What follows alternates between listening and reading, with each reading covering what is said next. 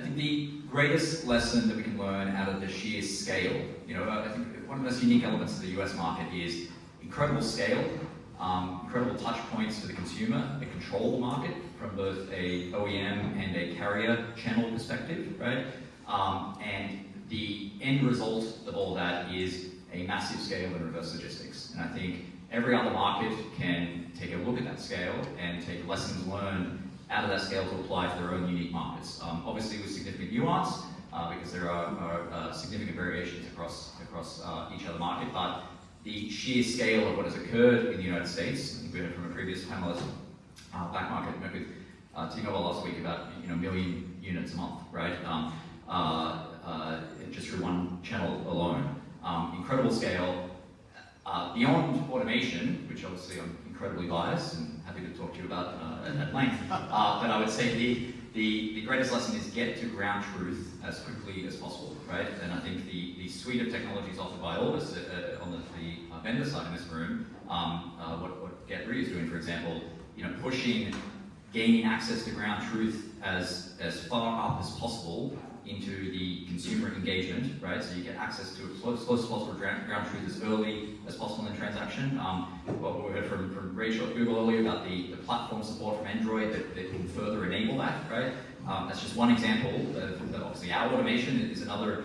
When the device is in the warehouse, to gain access to that ground truth, the quicker you can get to ground truth with trust and with deep confidence, the better you can optimize everything else downstream to get that device back out into the hands of the consumer as quickly as possible. And just what do you mean by ground truth? What's your kind of definition of definition of ground truth is the true state of the device. You have, we heard earlier from Philippe, his view that, at least on the sales side, dealing with new devices, they're all the same, right? And his philosophy that on the resale side, with second life devices, refurbished devices, they're all different. And he's absolutely correct. One analogy I use for that is new devices are like the babies in the industry, right? Everyone loves the baby, it's cute and cuddly, and we all understand it, and practically they're all the same, right? Refurb devices are the teenagers. They all have their own unique identity. They all want to be understood as their own unique identity, and that poses a fundamental challenge to so many areas. Philippe spoke about the challenge on getting that out to sale, and that is absolutely correct. That challenge runs really deep, that you are dealing now at scale with each individual unit as an individual entity, right? Ground truth defines the true state of each of those individual units, which is just table stakes. I'm not commenting on really the extent of the magnitude of that challenge of dealing with those individual units. We might talk about that a little bit when we get to grading. But you haven't got a chance of addressing that scale of that challenge without getting to ground truth, true state of each of those units as individuals.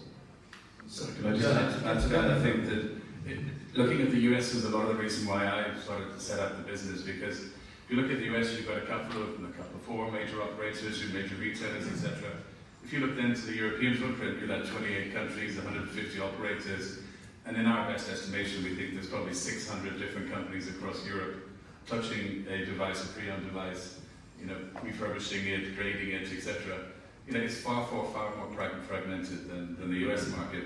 And I think that's what's holding up automation a little bit, because the technology, business cases for volume and cost are actually quite difficult to do, and that's one of the things that drove us to open up the Cyclist business, was to offer it as a service. So anyone with 500 units or more could come to us and get the devices at the very best standard process within that month. So I think we can learn a lot from the US, and I think we'll definitely go in that direction. I think at the moment, best estimations are about 10 to 15% of devices in Europe are actually automated. And all the technology will continue to come out of the US, if it's polishing, if it's storage, etc. So we need to keep looking at the US to see how they're developing things.